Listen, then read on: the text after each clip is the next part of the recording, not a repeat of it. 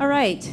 I have the pleasure of presenting our next speaker, who is from Project Drawdown, and his name is Chad Frischmann. He is the Vice President and the Director of Research for Project Drawdown, which is a nonprofit organization here in the Bay Area, and they assess, map, model, and communicate solutions for reversing global warming. And I first saw him at another event that was called Contra Costa, Sustainable Contra Costa. And he was working with that community, and there was Sustainable Marin and other communities that are interested in reversing the impact of climate change. And so I was really impressed and thought it would be great for him to come because they have developed, and he was actually the lead architect, lead researcher and principal architect in designing the methodology that they used to come up with these solutions. And they worked with researchers all over the world to come up with these 100 solutions to reverse global warming. So they came out with a book that published these findings, and it's called Drawdown. And it's the most comprehensive plan ever proposed to reduce global warming. That's the title, Drawdown. And it was a New York Times bestseller. So I'm really pleased that we have him here to share some of the findings of that research and some of the work that they're doing now with other communities that are looking to reverse the impact of global warming. So I bring to you Chad Frischmann. Thank you. Is this on? Can you all hear me okay? Good. Thank you, Pamela. I think I might move around this podium because it's so tall. I feel like my head is just barely popping up above it. So first of all, I'd like to ask, who here has already heard about Drawdown before? Raise your hands. Oh, good. So for those of you who haven't heard about Drawdown, let me introduce the concept to you. Drawdown is really a new way of thinking about climate action. It's a goal, or rather, it's a marker on the horizon, guiding us to where we want to be. That's a future where reversing global warming is possible. Drawdown is that point in time when atmospheric concentrations of greenhouse gases begin to decline on an annual basis. It's that point when we take out more greenhouse gases than we put into the atmosphere. Now, we're all concerned about climate change, and we should be. But climate change is really the effect of an underlying problem. It's the response of the Earth telling us what's going on. The underlying problem is global warming. And global warming is provoked by increasing concentrations of greenhouse gases caused by human activity. So how do we solve the underlying problem? Drawdown is the only way we know how to avoid putting greenhouse gases up and to pull down what's already there. And in doing so, we could begin the process of reversing global warming. Now, I know it sounds daunting, maybe even impossible. But humanity already knows what to do. There are real, workable, existing technologies and practices that today, when taken together and adopted in parallel, can achieve drawdown. What we need is to accelerate implementation faster and farther than we thought possible. I work for an organization called Project Drawdown. And together with a team of researchers from all over the world, we've mapped, measured, and detailed 100 solutions to reversing global warming. 80 already exist today, and taken together, when adopted in parallel, those 80 can achieve drawdown. 20 are coming attractions, solutions on the pipeline, and when they come online, can accelerate the progress. Now, these solutions do one or more of three things. replace existing fossil fuel-based energy generation with clean, renewable sources, reduce consumption through technological efficiencies and behavior change, and to biosequester carbon in our plants, biomass and soil organic carbon through a process we all learn about in grade school, the magic of photosynthesis. It's through a combination of these three mechanisms that drawdown becomes possible. So why aren't we doing it? Well, first of all, we have done a lot of great science behind the effect, climate change, and one of the underlying problems, global warming. The IPCC, the Intergovernmental Panel on Climate Change, is one of the greatest scientific endeavors in human history, really, just in sheer number of collaboration and data. Now, it's consensus-based and it has its problems. It could be conservative, but it's really an astounding project. And it's absolutely foundational. But it is complicated. It's confusing. It's distancing. And let me gauge the audience one more time. Who here has read the IPCC AR5 Working Group 3 report?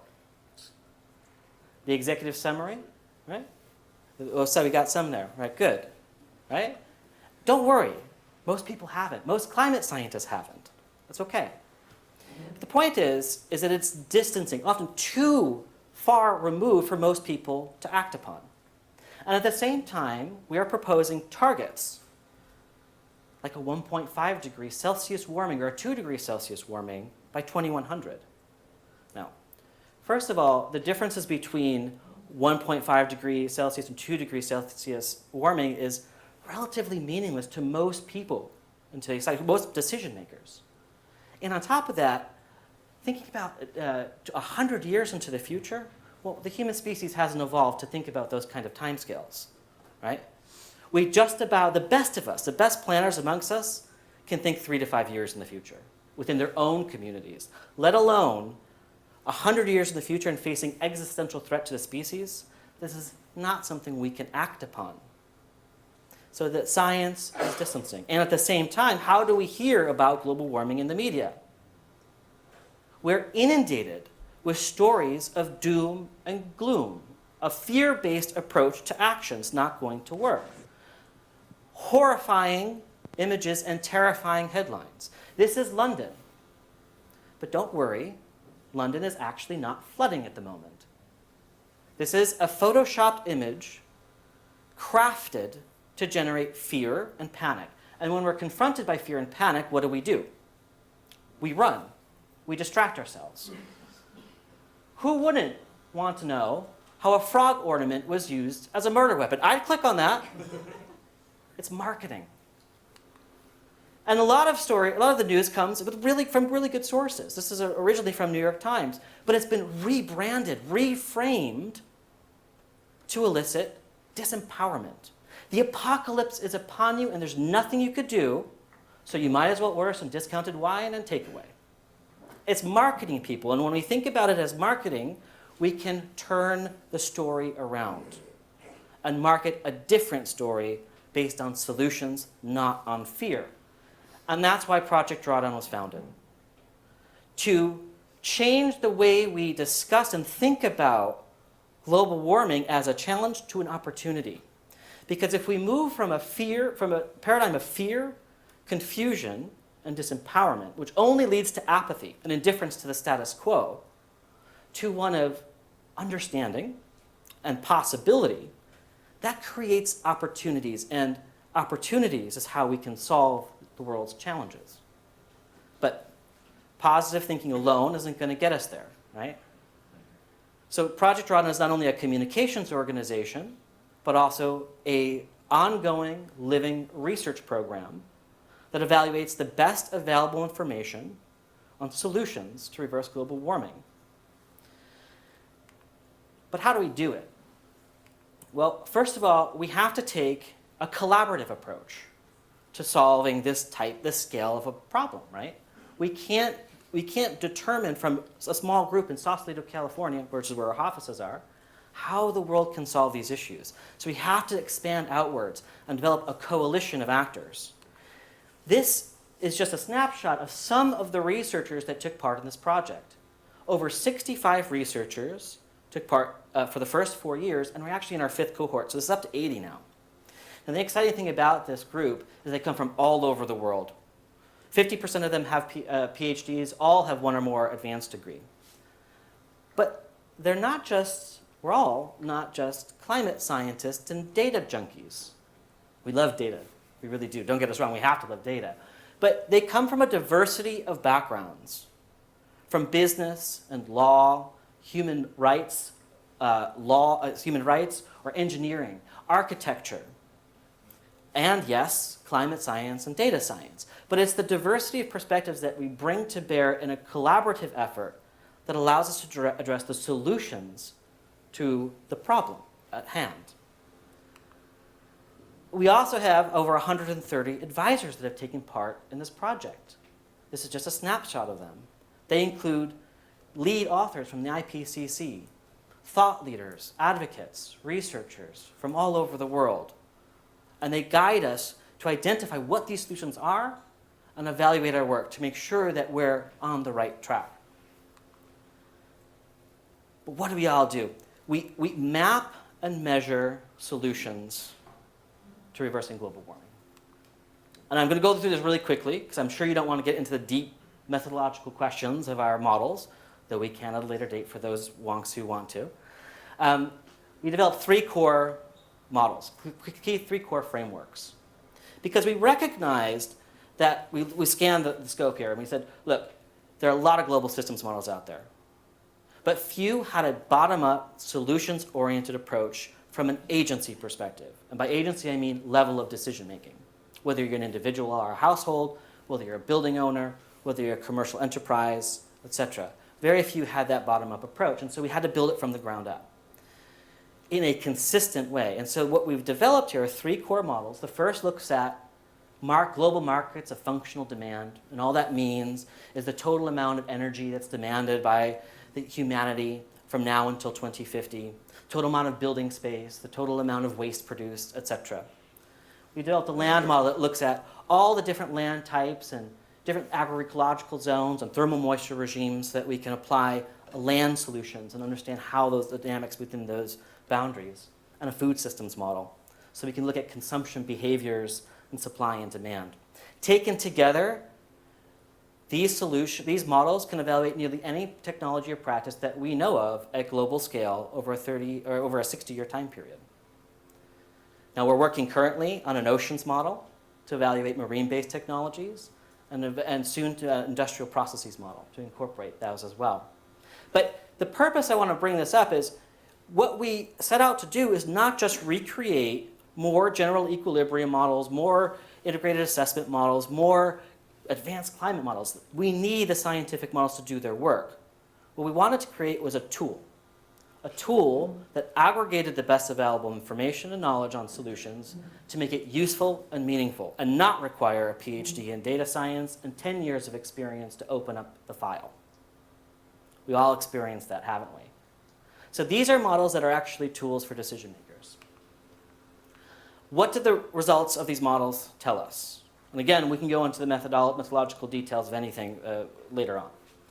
Well, this is a list of the top 20 solutions to reverse global warming out of the 80 existing solutions that we subjected to our models. And the slide is not coming out very clearly, unfortunately. There might be some kind of resolution error on this. But in any event,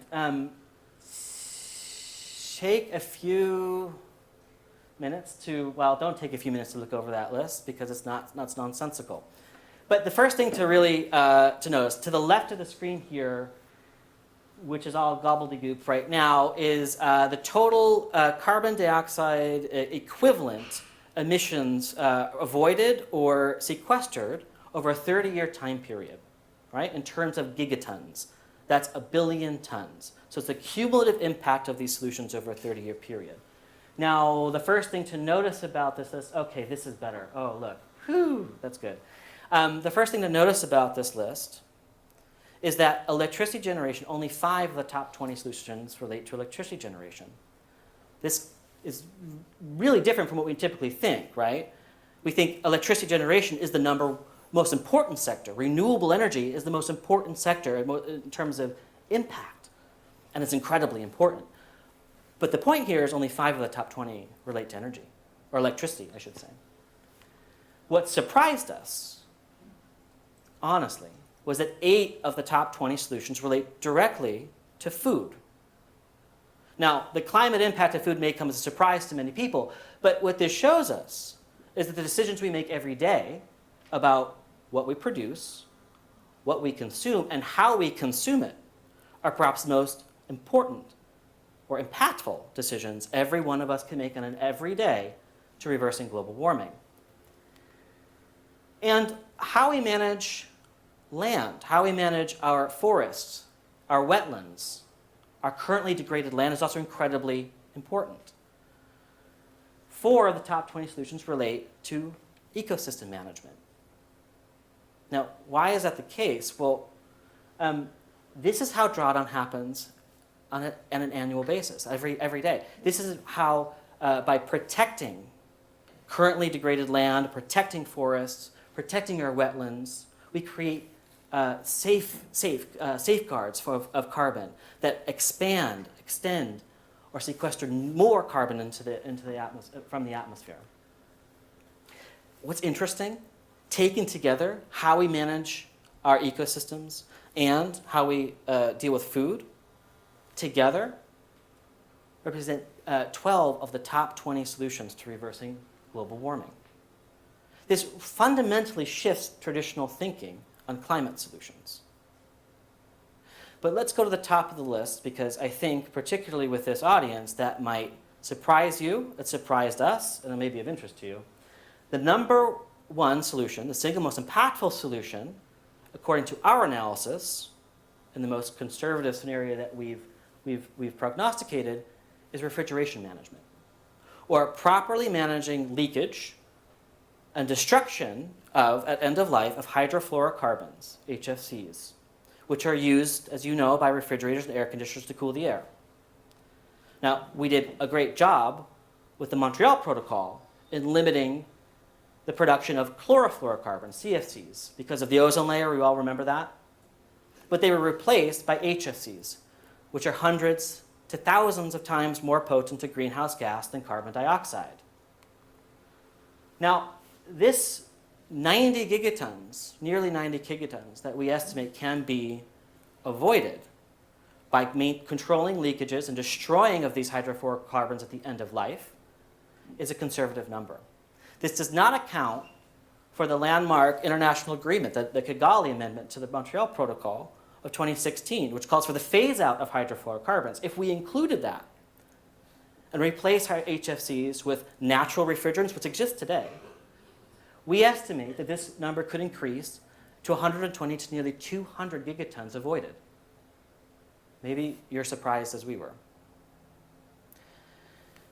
All of these results are then synthesized, you might say translated, into the book Drawdown, which was released in 2017.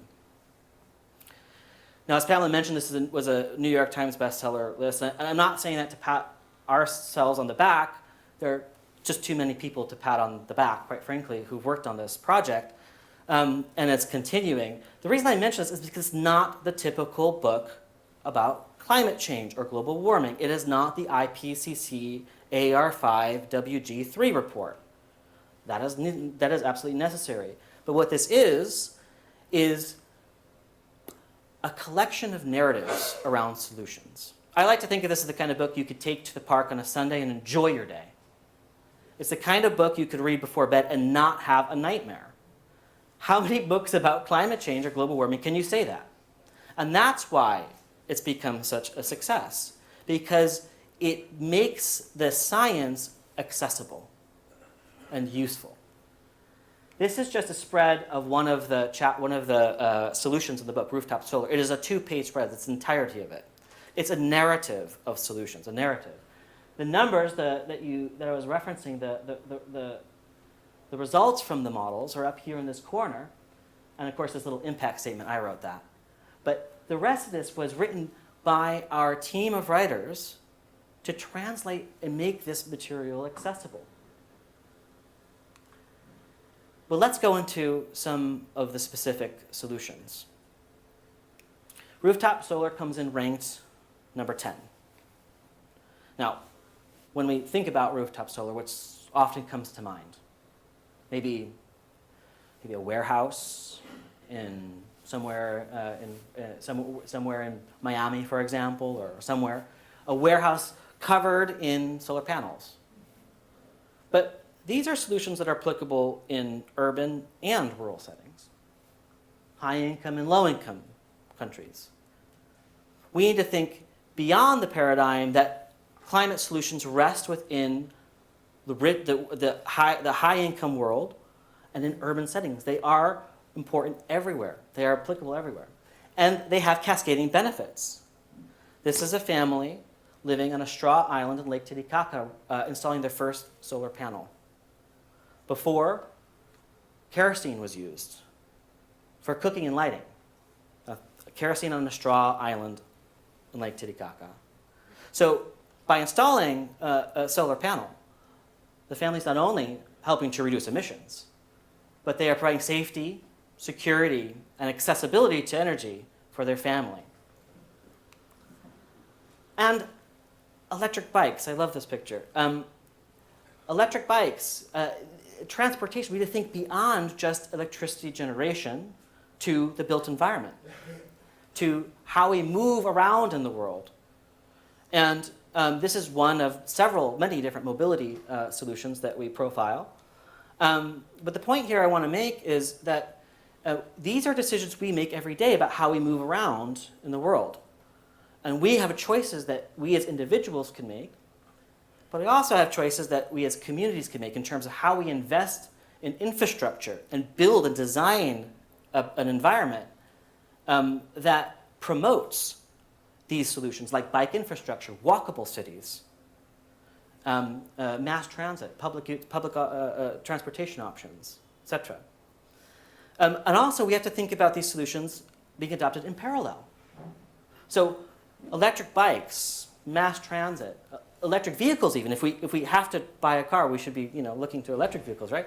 If we are making decisions in parallel to adopting renewable energy sources, these solutions have a greater impact, right? So these are an integrated system when we think about it. But we have to think outside of just energy, transportation, etc. We have to think about how we manage our land. So tropical forests have their own story, right? By protecting currently degraded land and allowing it in the tropics and allowing it to naturally regrow, tropical forest restoration is the number 5 solution to reversing global warming. This is Drawdown in action every year as carbon dioxide is drawn from the atmosphere, converted to soil biomass, plants' biomass and soil organic carbon through photosynthesis. This is how Drawdown actually happens. And we need to rethink how we're producing our food to make it more regenerative. We profile 13 different regenerative solutions in the book. This is one of them, regenerative agriculture. It's a combination of no or reduced tillage, cover cropping, crop rotation, compost and manure application, organic practices. Now, think about it. These aren't new ways of doing things. They've been practiced for generations. This is actually how we used to produce food. But it's been increasingly replaced with modern agriculture, which promotes monocropping, synthetic fertilizers and pesticides, which ultimately degrade the land and turn it into a net emitter of greenhouse gases. Regenerative agriculture, on the other hand, restores carbon to the soil, increases productivity, yield, improves water retention, benefits smallholders and large farming operations alike, and brings carbon back to the land. It's a win-win-win-win. Wait, 1, 2, there was like 5 or 6 of them, wins, right? But it's not just how we are producing our food, it's what we're consuming that has a huge impact on reversing global warming. So plant-rich diet, the number 4 solution. This is not a vegan or vegetarian diet. it's a healthy diet in terms of how much we consume, and particularly how much meat we consume. We need to think about where our diets are happening, because in low-income countries, food's not wasted. So low-income countries, we show an insufficient caloric and protein intake, whereas in high-income countries, we overconsume across the board. That needs rebalancing, and it's in the rebalancing that plant-rich diet becomes the number 4 solution, a healthy diet. And we need to think about not just what we're consuming, but how we're consuming it, because a third of all food waste, a third of all produced is wasted. That accounts for roughly 8% of total greenhouse gas emissions. Right? We need to think where along the supply chain that occurs.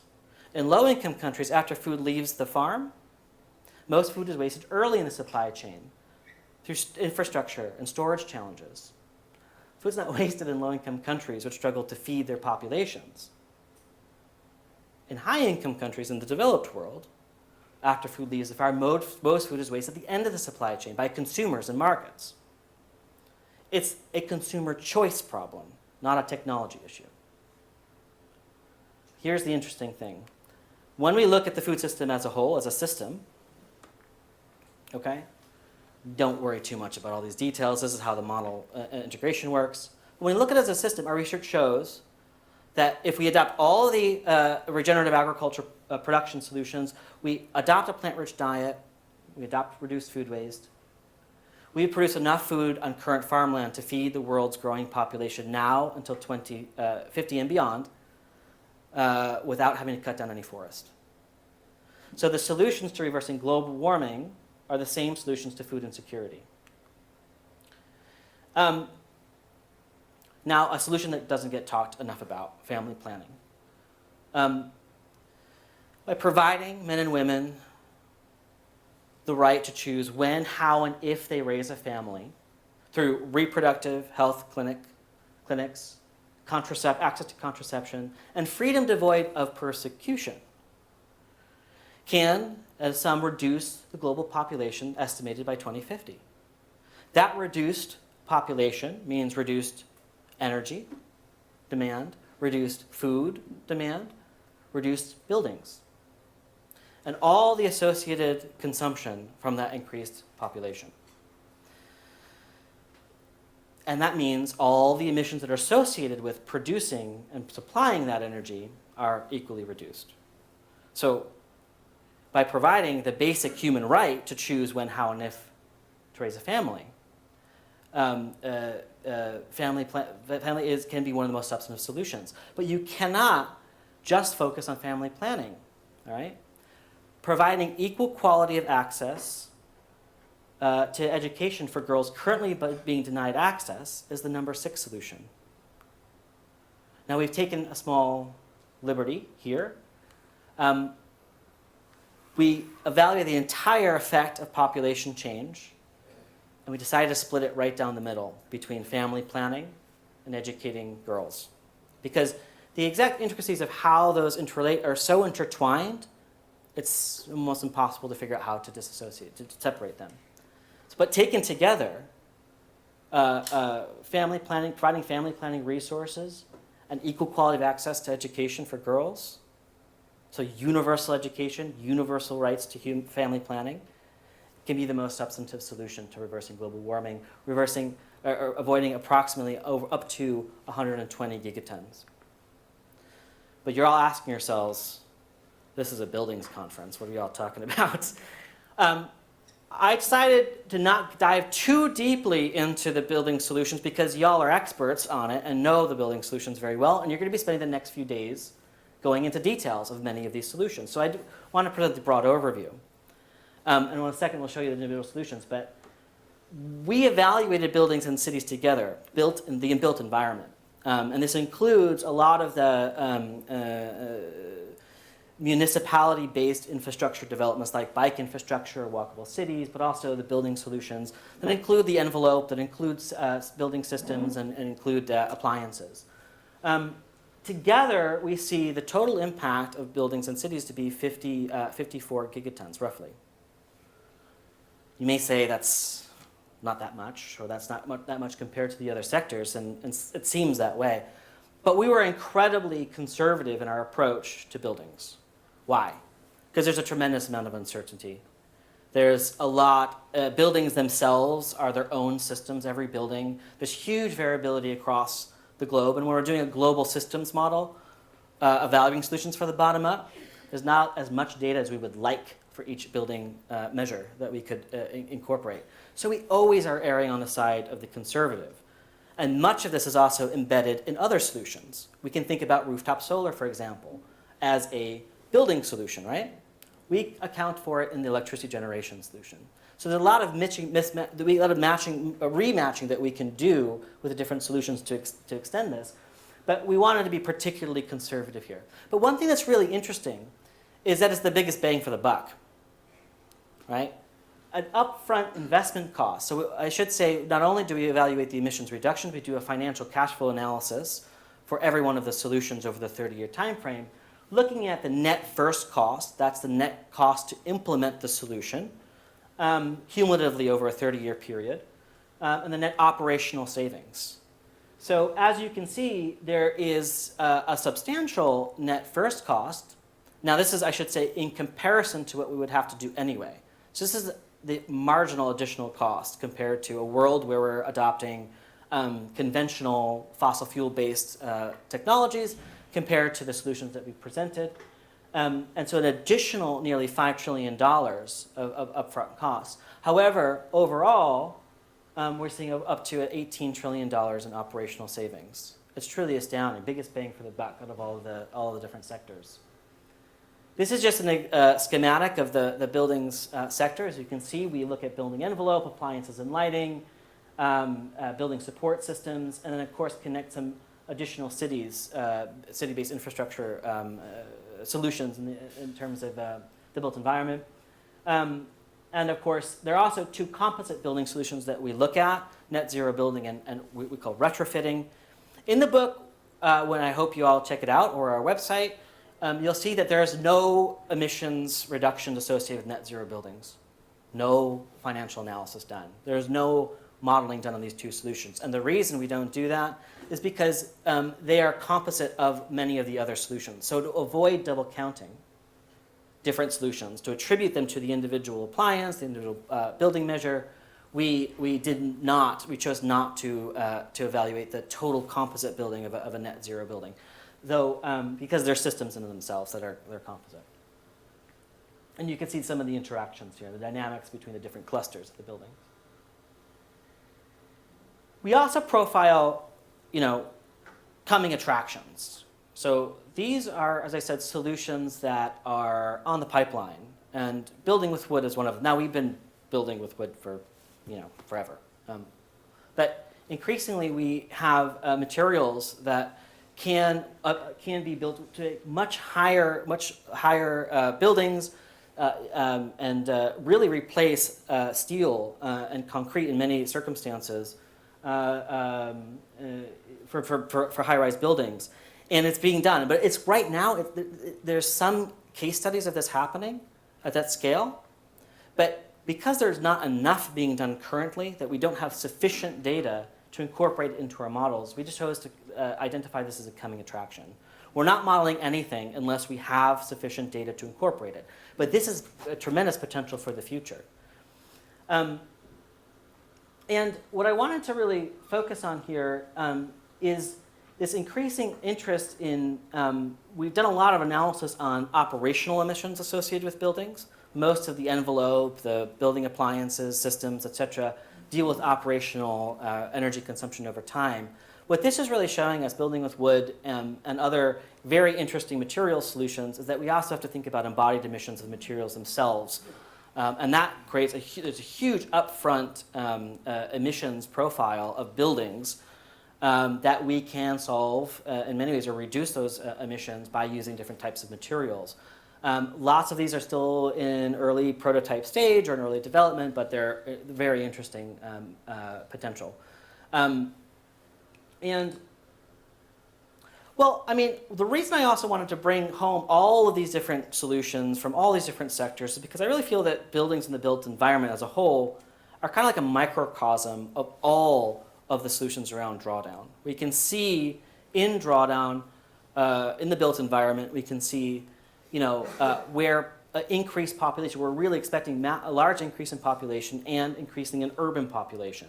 We're seeing, the transportation solutions, how we're supplying our supply chains to provide us for food and our different resources that we're consuming to cities.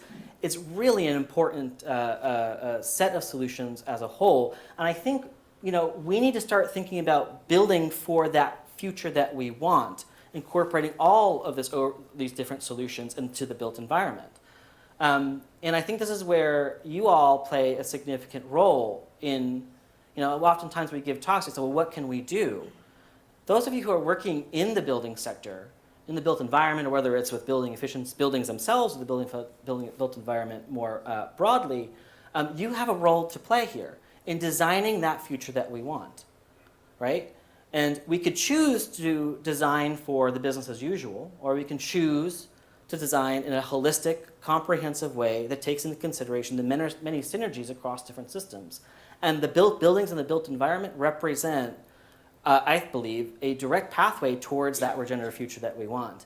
And so I think people in this room, and when I give talks to people in the building space, this is an opportunity for you to really change the way we do business in the future, whether that's working on regulatory schemes or standards, or working on actual technologies or materials, etc. This is where all of this comes together, building a regenerative future. So I'm almost out of time here. So is drawdown possible? You may be asking yourself this question after we've gone through all that. And the answer is yes, it is possible. But we need all 80 existing solutions adopted in parallel to get us there. There's no such thing as a silver bullet, or even a subset of the solutions aren't going to get us there. Every solution is required to get us to the point of drawdown. The great thing about this is that we would want these solutions whether or not global warming was a problem. Think about it. They all have cascading benefits to human and planetary well-being. Right? Renewable energy generation results in clean, abundant access to electricity for all. A plant-rich diet and reduced food waste result in a healthy global population with enough food and sustenance. Right? A silvopasture, regenerative agriculture, conservation agriculture, tropical tree stable crops restores carbon to the land. It improves water retention, increases yield, benefits farmers. Family planning, educating girls, this is about human rights and gender equality. It's about justice. Protecting our ecosystems is about, protecting biodiversity and the oxygen that we breathe. Its tangible benefits are really incalculable. So taken as a system of solutions, this is the future that we want. But you may be asking yourselves one burning question: how much is this all going to cost to implement all these 80 solutions at scale, global scale, over 30 years? Well, according to our analysis, this would cost approximately $30 trillion over the 30-year time period, more than what we would have to do anyway. That's just about $1 trillion per year. That sounds like a lot. But the reality is, global GDP is well over 80 trillion every year. So it's a fraction of that. But more importantly, we estimate the operational savings, again, compared to what we would have to do anyway, as up to $74 trillion. That's over double the costs, right? That's a net savings of $44 trillion for the entire system change. So drawdown is possible. We can do it if we want to. It's not going to really cost us all that much, and the return on that investment is just huge. It's astounding. Like here I think is the really interesting thing. When we adopt all these solutions, we really change the way we do business. From a system that is inherently exploitative and extractive, it's the way we do business now across all sectors, to a new normal, new way, that's by nature restorative and regenerative. This is the future that we want. We need to rethink our global goals to move beyond stabilization, certainly, beyond sustainability even, and towards regeneration. And along the way, reverse global warming. Thank you.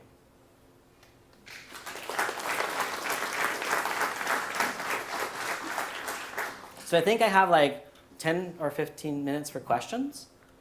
Is that right, Pamela? Yeah.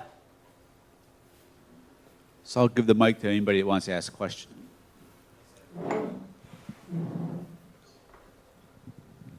Yeah, you were talking about wood in large buildings. Are you talking about like cross-laminated timber, mass timber, that kind of thing? Okay, just to clarify. Thanks. Yep. What's a clean cooktop? Sorry? What's a clean cooktop? A clean cook stove? A clean cook stove? It's a stove that's used in homes where currently biomass and oftentimes coal is used in homes and sort of like hearths, an open space hearth, and so you get a lot of black carbon being released in cook stoves currently. So a clean cook stove is a way of using biomass that greatly reduces the amount of black carbon. So it's just a much more efficient way of cooking. So by introducing that into particularly rural communities where currently are using these open source open cook stoves, it improves health and it reduces the amount of black carbon going into the atmosphere. So. I heard you mention HFCs and CFCs. HCFCs are not in the equation somehow, or what percentage? We don't incorporate HCFCs.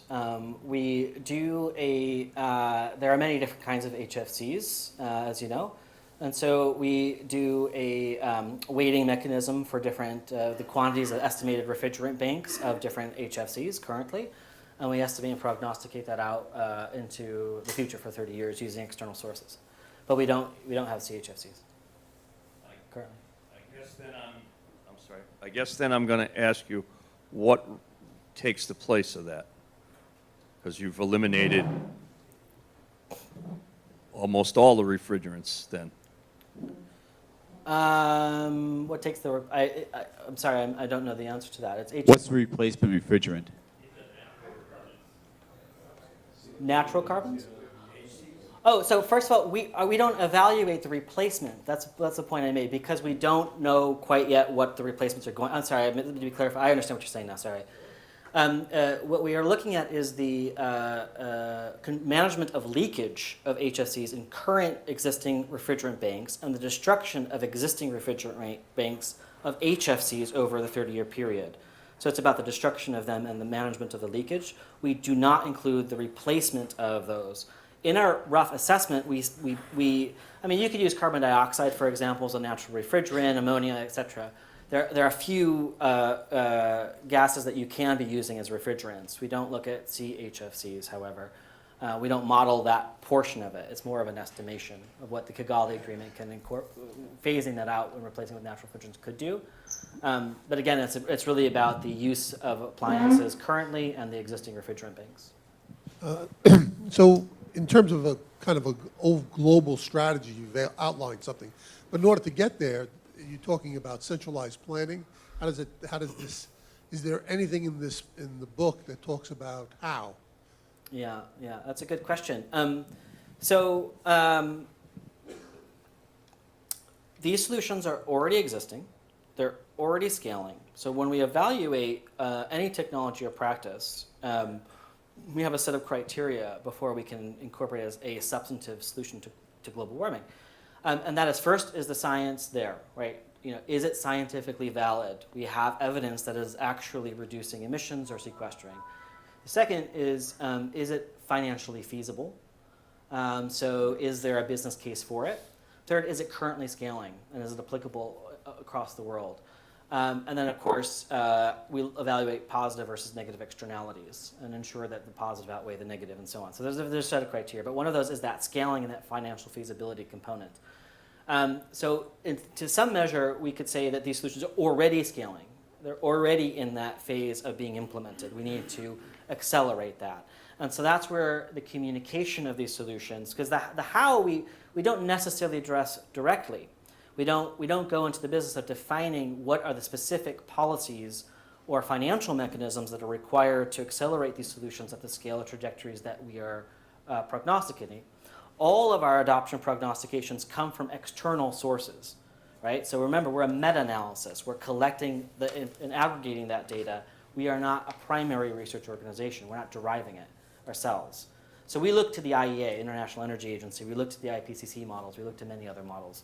So we don't go into the business of policy and financial mechanisms because it's a global assessment, right?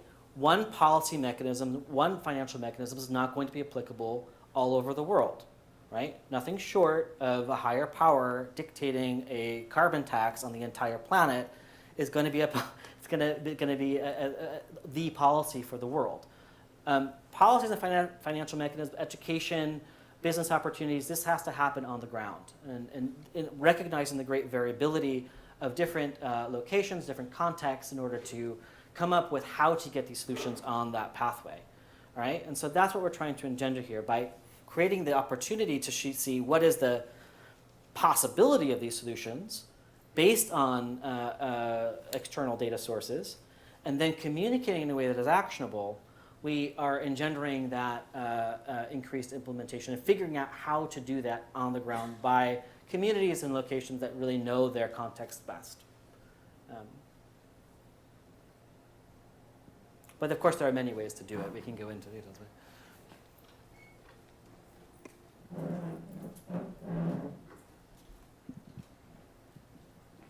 A couple of questions.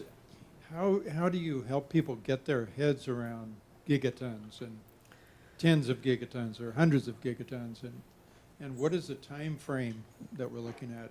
Is it 30 years for all these solutions? Or? Yeah, I still can't really wrap my head around imagining what a billion tons looks like. Think of like a billion cows, or it's a huge It's huge. I think in the book we use, it's the equivalent of 144,000 Olympic-sized swimming pools. But that doesn't mean, that's sort of meaningless to me too. I don't really can't envision what it means. It's a billion tons. It's a lot, and I don't think it's really, honestly, I don't think it's important to communicate to people what that scope is. Because it's not really it's not meaningful. What's important is just the number itself and the relative value of that solution at global scale. And so we can interchange gigaton versus billions of tons, and people seem to really respond to that. They can get that because it seems like a big number, and that maybe is sufficient. It's hard to wrap your head around the size and quantity of it, truly. Now, in terms of the time frame. This is a 30-year analysis, so this is looking from 2020 to 2050. So what's possible in that solution in that time period? Our models do extend out to 2060, and base year is 2014. So we do a full scope, but what we present in the book and we present here are just that snapshot of what's possible from the 30-year period. And so that's it. So another question, are any governments or policymakers, private, the Bloomberg group, is there uptake? And I know some groups are using this for community education, like Pachamama. But what's the uptake of the analysis at this point? Let me see how to answer that. It's apparently, according to our publisher, the most successful book on climate in 20 years. It's being translated currently. I think it's in 6 different languages, but their work is up to 12 different languages being translated. We have different communities forming all over the world. Drawdown Europe community was formed last April. We have Drawdown Canada, Drawdown Nova Scotia. Drawdown Marin County actually took it up as an official replacing their former sustainability goals. They're now working towards Drawdown as their new target. Drawdown Toronto has been established. Drawdown Netherlands, Drawdown Switzerland. Now, this does not mean that these are formal national targets that have been set by the Netherlands, for example, or even Nova Scotia or Toronto. They're community-based approaches that are bringing in different actors, researchers, community activists, and policymakers, businesses, et cetera, to come together to make this their agenda point. And really, a lot of folks are working to figure out how can we turn climate action plans into drawdown action plans. So I think we've actually been pretty astounded and shocked, to be honest, at the uptake of drawdown over the past year and a half or so on. It's almost going on 2 years now since the book was published. It just seems every day something new initiative is happening on the community level, on the policy level. Businesses, over 100 companies have suggested they want to become a drawdown company and change their corporate responsibility to drawdown and sustainability. There's the Climate Smart Buildings Initiative, which I hope you all take a look at, which is essentially looking at drawdown buildings. And it's an initiative out of University of Washington. The Global Buildings Network out of Penn State is working on more operational side of the emissions, but also is working with us. So your question was specific to policymakers, and I kind of deviated from that because the policy is enacted at the business scale, it's enacted across many different levels of agency, not just government scale. And I think that's really what we're trying to put out there, is that we need the top-down approach, and there's certainly a lot of uptake of drawdown. We have several ministers in Europe have taken on drawdown. President Macron has 3 copies of the book, so there's definitely a lot of uptake there, but we need the top down, we need the bottom up, right? So we need all of us and individual actions that we can take on a daily basis. But perhaps even most importantly, we need the middle out. We need the institutional change. And that's where companies, communities, universities, associations, professional associations, municipalities, that's where they come into play. And we see that really taking effect, I think, in this country, in spite of our federal government's actions. We see a massive movement of the middle out by the Bloombergs, the America's Pledge, and we're still in it, campaigns. And we're actually seeing institutions taking on the Paris Agreement, but also increasingly drawdown is entering into that as well. Yeah. One other question, sorry. It almost seemed as though, looking at the solutions, technical solutions would be easier than cultural solutions. Changing the way people eat, empowering women globally. Some of those cultural solutions seemed in some ways more difficult than some of the technical solutions. Yeah. That's a fair point.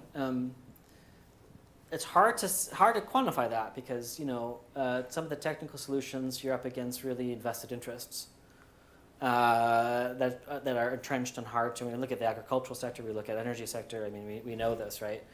But they also are subject to the market dynamics, and so as a lot of these technologies start to improve their implementation costs and go down that cost curve, as we're seeing with solar and wind, it just becomes almost a nonsensical business case. We go that direction. Behavior change is quite challenging to do.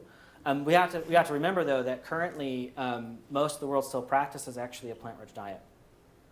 So when we're estimating here, we're estimating a business as usual or a reference case scenario that shows what we expect to happen in terms of dietary change over the next 30 years. And we're looking to really less developed countries, low-income countries, as they make the transition from low-income country to medium-income country, and we hope in the next 30 years even to high-income country. But what we're seeing is that dietary shifts to more meat consumption. So we actually estimate and prognosticate what that shift might look like.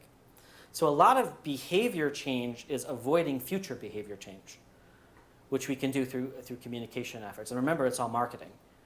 So if we can market, the solutions in a different way, to show them as opportunities and possibilities that are actually beneficial and financially and health in terms of finances, health, etc., then these becomes more incentivized for behavior change. A but that's just one point for the plant-rich diet to bear in mind. Of course, there are many other solutions, like as you mentioned, empowering women, family planning, educating girls. Again, these are actually pretty, in many cases, pretty solvable solutions, and a lot of it is cultural, that we need to work to shift those behaviors, and that's coming in and of itself from education and communication platforms. So it's hard, but there are decisions that we can make, and we can make those. We have the agency to make them, whereas some of the technology ones we are a little bit divorced from in some ways, and they require a different paradigm. Just a quick question of clarification. You said most of the world is still on a something diet. I couldn't hear what you said. Well, most of the world still. I mean, I'm not gonna, the exact numbers is I don't know the exact numbers offhand, but it's hard. It's incredibly hard to measure global consumption patterns. I mean, it's almost impossible. The best data set we have is the FAO, Food and Agriculture Organization, and it's a UN organization, and it's wrought with challenges with data, but it's the best global data set that exists right now. So it's hard to really say, but yeah, most of the world still is not a meat-centric diet.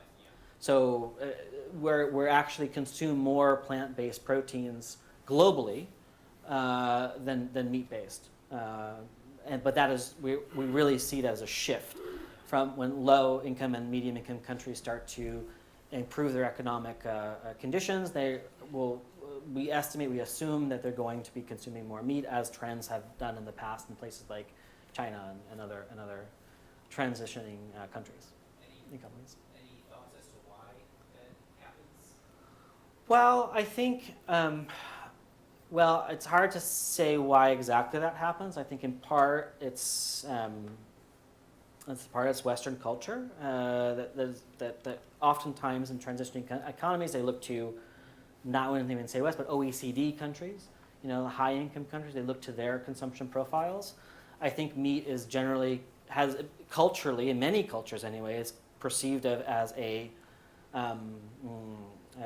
luxurious, commodity, and so when you improve your economic condition, you tend to purchase more, or have the perception of wanting to purchase more more luxurious items, and so it just ends up happening that you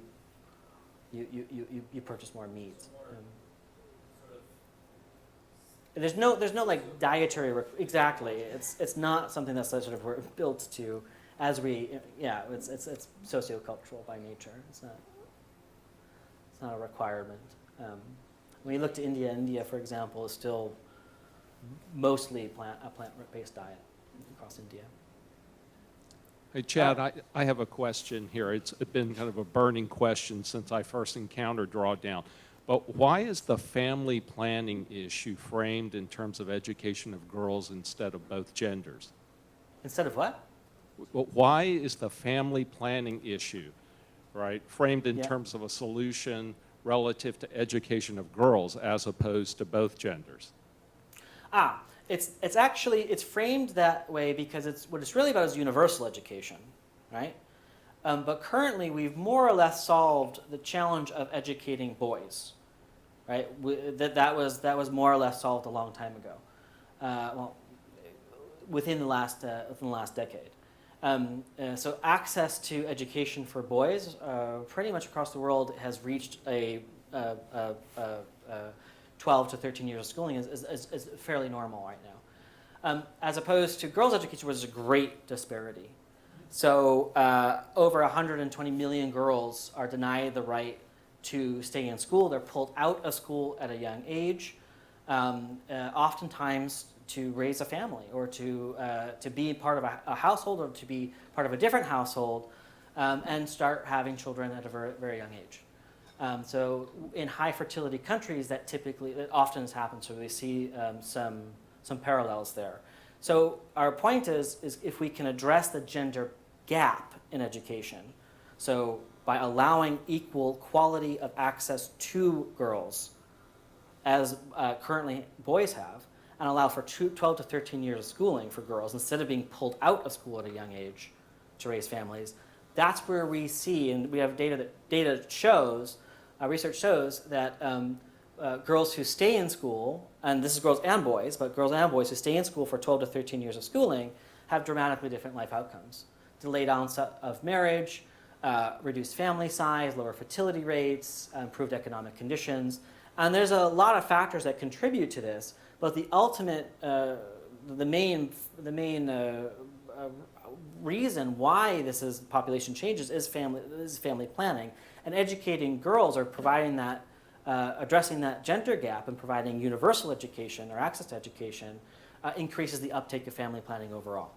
So that's why they're so inextricably intertwined, universal education and family planning, that we just cut it down the middle. And really, when you're talking about universal education, the big gap is with educating girls, or allowing them to have, providing them equal access to education. So is that is that also seen consistent going from, say, westernized cultures to non-Western? No, actually, there are no. Most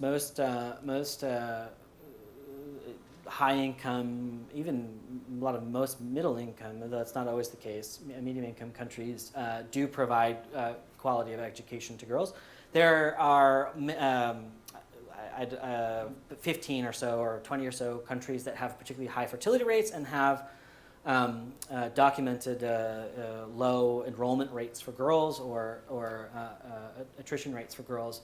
And these are principally in sub-Saharan Africa, Central Asia, Southeast Asia, South Asia. There's certain areas where we're seeing the majority of that disparity happening. So we're not seeing girls being pulled out of schools in the United States or in Europe or any OECD country or even China in order to raise families at a young age. This is happening in particular regions of the world, where there is that gap.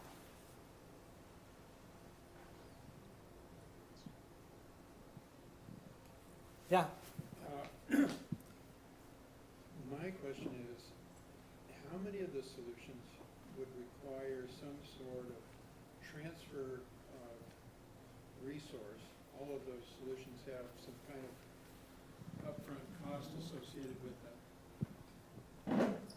How many of the solutions would involve transfer of resource from, say, the OECD or the developed countries to the less developed countries? Fascinating question, the one that I don't have an answer for. We don't look at aid, development aid, or some sort of transfer of capital or investment into these solutions in high income versus low income countries. We don't do that. It's a very interesting question, though. It does address this sort of global equity issue. Certainly what we're seeing is there's a much higher emissions profile in OECD 90 countries compared to most of the rest of the world. And we try to account for that as best we can, but in terms of the finances, no, we don't sort of distinguish where the money necessarily is coming from. Which is, again, maybe that's part of how we work together to solve that. They need to be investing here so that we can lower our emissions profile, in other words. There's a question over here? I was just kind of curious as to, it seems like a lot of what you're talking about was social rather than technological, and how much of that was or is looking to be addressed in things like the Paris Climate Accords. All the time now, politically, when you hear about things like, if we're going to do something to reduce CO2, global warming, why are the undeveloped countries not being put under the same restrictions? Yet, from what you're talking about, it seems as though a lot of these applications have more to do with maybe underdeveloped countries than us.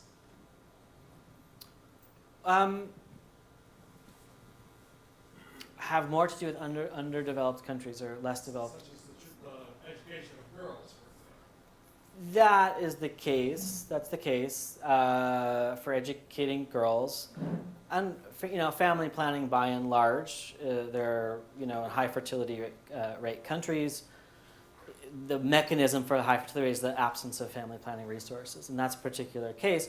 Of course, there are 80 solutions, and depending on how you want to define technology versus social solution, the vast majority of them would be a significant majority of them would be technology. And even if we're talking about regenerative agriculture or tropical tree staple crops or adopting managed grazing, I mean, these are practices. So I like to say technology and practices are just a form of doing business. It's about learning, and it's about applying those at scale. You can think of them as technology, I suppose. But if you're talking about you had a big smile on your face, right? I'm trying to put it all together. Right. So I mean, these technologies are applicable, as I was trying to suggest, in high-income and low-income countries. And some of the behavioral change ones may be focused on certain less high fertility rate countries. I mean, that's really the main one. But in terms of reduced food waste, in this country, we waste up to 20 to 30% of our food by consumers in high-income countries. Just think about that. 20 to 30% of food wasted is coming from consumers. It's astounding. And that's in high-income countries. If you think about plant-rich diet, we're vastly over-consuming right now and eating a lot of meat. And so the problem that we face today in terms of livestock emissions is coming principally from consumption patterns in high-income countries. So I wouldn't necessarily say that that's the bifurcation and saying that most of the solutions are social and low-income countries at all. I think that's not actually true. But these are really applicable across the board. I mean, we could be looking at all of the agricultural production solutions in the U.S. context as well as the Nigerian context. So they're really applicable everywhere. Same with ecosystem management and transportation sector certainly. And a lot of what we want to think about in low-income countries or transitioning economies is to leapfrog and not follow the same development pathways as the U.S. or Europe or high-income countries have followed to get to where they are today. We can leapfrog ahead, and that's true with electricity generation, and then true with buildings certainly, and so on. Pretty revolutionary, though. Trying to change it in a way that makes it less revolutionary thinking. Revolutionary thinking scares me. Well, I think making the business case really that these things exist, that you're going to get a return on your investment. That's not accounting for all the cascading benefits. If you start doing all the economic benefits that are in addition to your financial benefit, it just becomes a no-brainer. I like to think of we got to get to the point where there's enough where it becomes like duh, like we get to that point where it just doesn't make sense to do anything differently. But it's not really revolutionizing a market-based economy. It's just moving the market base from exploitation to restoration. And that's something that I think is definitely feasible and possible to do. Yeah, the thing about these extraction economy is you have probably few amount of people doing the extraction and making the profit. So now in this kind of economy, that's going to spread that profit out. And that's the revolutionary part of it. Because the Yeah. people who have the money and make the decisions don't want to do that. Yeah, I mean, To me, that's the revolutionary. it is, but I think business models are shifting, and I think I think where I actually prescribe to the belief that the human species will survive this whatever climate catastrophe we can imagine in the future. We'll figure out a way to resolve that down the line, but and there'll be a forcing function, right? The Earth will force the issue, and we'll figure it out. Thing is, there's going to be billions of people who are going to suffer along the way, and we need to shift the way we do business. And it is. I don't think it's revolutionary in many ways because a regenerative or restorative way of thinking and way of doing business is actually how we've operated for most of our existence as species. And the example that I was pointing out with in terms of regenerative agricultural production, this is how we produce food up until the modern era. I mean, past 100 years. And so, I don't think it's a dramatic revolutionary shift, as you may suggest, particularly if we present the case to those holders of capital and holders of influence and power that, hey, actually, you want this too. You're going to make profit. There's a financial return. There's a return for your economy, for jobs. There's just a whole series of cascading benefits that that benefit the quote unquote entrenched industries. And I think that we're already seeing shifts in that direction, even from those industries themselves, as the realization starts to really dawn that this is happening. And we already know that it's happening. It is. There's no question about it at this point. So I think that shift is there. And if we can present the good business case for it, that's where we're going to see a lot of action. Yeah, so far, we're doing well. All right, any one last question here before we take our break? All right. Good. Well, thank you very much. Much Thank you. appreciate it.